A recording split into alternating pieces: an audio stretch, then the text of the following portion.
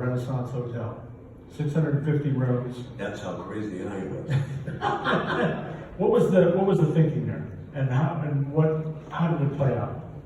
Well, you know, everybody, I mean, and the good news, I mean, Tony Marnell, we all know him, and Tony Marnell was my architect. That's before he became partners with Lud Correo, and that then became Marnell Correo.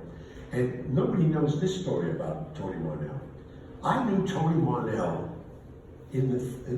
his father built the wall around Jackie Trotter's pool at the Sands Hotel. He was a mason, an absolute mason. And I was an Italian guy, you know, and the kid was a brilliant architect, and he did the designs for the Renaissance. And I could say it now because statute of limitations are over. But I took so much money out of the Vatican, it was ridiculous. So you know, it was hard to get in here, but I got in here. And I arranged for a loan through Salt Lake.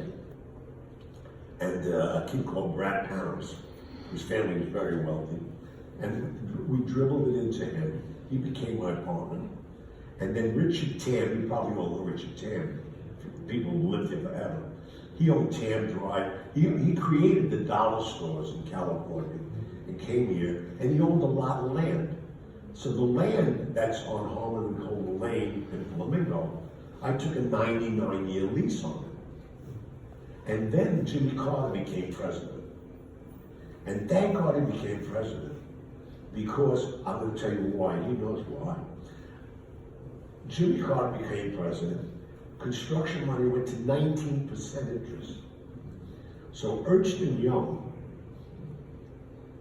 called me and they said, Gianni, you'd have to have a 91% occupancy just to service your debt.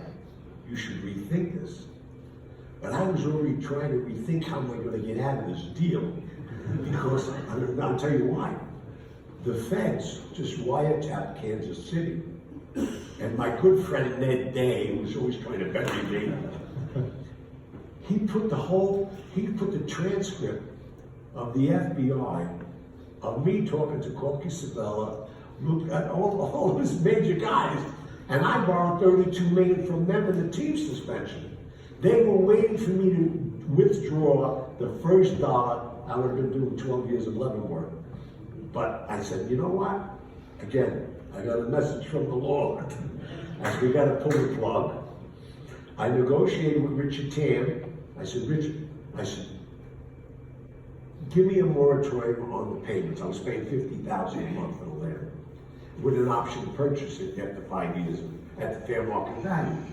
So with that, I said, Richard, let's cease the payments until I restart construction. He's good. I don't know where it will. And I had a brilliant attorney. Is he here?